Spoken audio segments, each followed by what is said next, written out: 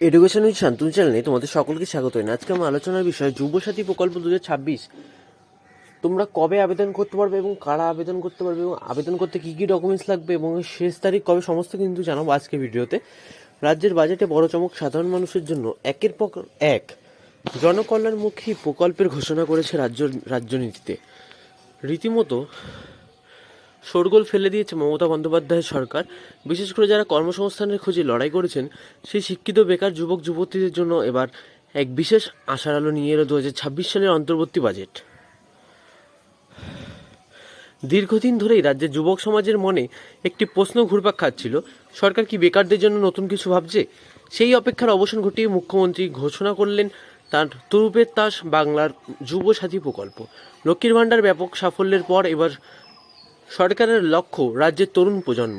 এই প্রজন্মের মূল উদ্দেশ্য হলো একজন শিক্ষার্থী পড়াশোনা শেষ করে যখন কর্মজীবনের কঠিন লড়াইয়ে পা রাখছেন সেই অন্তর্বর্তী সময়ে তাকে কিছুটা আর্থিক স্বস্তি দেওয়া।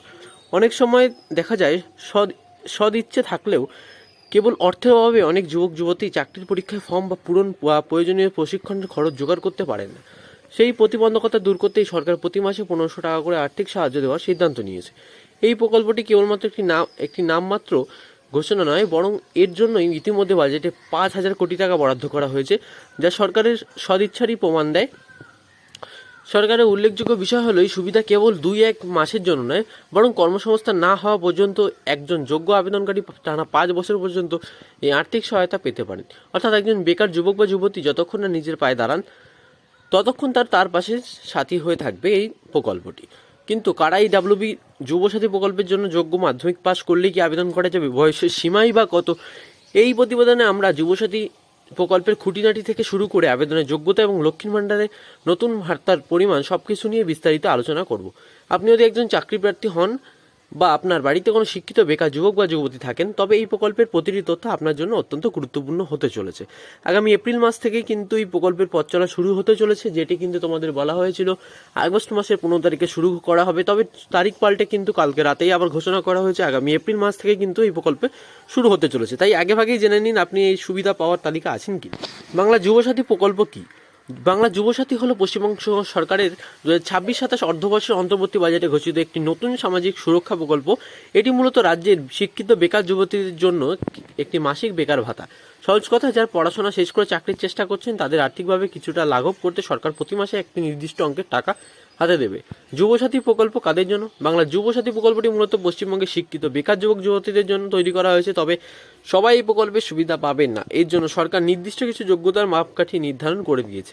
নিচে সহজভাবে সেগুলো দেওয়া হলো, দেখে নাও। শিক্ষিত বেকার যুবক যুবতী যারা পড়াশোনা শেষ করে চাকরির চেষ্টা করছেন কিন্তু এখনও কোনো স্থায়ী কর্মসংস্থান বা আয়ের উৎস খুঁজে পাননি, মূলত তাদের জন্য এই প্রকল্প। শিক্ষাগত যোগ্যতা: আবেদনকারীকে অবশ্যই ন্যূনতম মাধ্যমিক বা তার সমতুল্য পরীক্ষায় উত্তীর্ণ হতে হবে, অর্থাৎ উচ্চ মাধ্যমিক, স্নাতক বা তার বেশি শিক্ষিত হলেও আবেদন করা যাবে। তবে মাধ্যমিকের নিচে শিক্ষাগত যোগ্যতা থাকলেই প্রকল্পে আবেদন করা যাবে না। বয়সসীমা: আবেদনকারী বয়সসীমা অবশ্যই 21 থেকে 40 বছরের মধ্যে হতে হবে। এই প্রকল্পে 18 বছর থেকে আবেদন করা যেত, কিন্তু যুবসাথীতে ন্যূনতম বয়স 21 বছর রাখা হয়েছে। অন্য কোনো প্রকল্পের সুবিধা না পাওয়া, এটি একটি গুরুত্বপূর্ণ শর্ত। আবেদনকারী যদি আগেই থেকেই রাজ্য সরকারের অন্য কোনো সামাজিক সুরক্ষা প্রকল্পের সুবিধা পান, যেমন মনে করো বার্ধক্য ভাতা বা অনুরূপ কোনো ক্যাশ বেনিফিট, তবে তিনি কিন্তু এই প্রকল্পের সুবিধা পাবেন না। আশা করি তোমাদের বোঝাতে পারলাম যে কারা আবেদন করতে পারবে এবং কারা আবেদন করতে পারবে না, শিক্ষাগত যোগ্যতা কী চাইছে। তো ভিডিওটি তোমাদের কেমন লাগলো তা কিন্তু অবশ্যই জানাবে। চ্যানেল নতুন হয়ে থাকলে কিন্তু চ্যানেলটিকে অবশ্যই সাবস্ক্রাইব করে দেবে।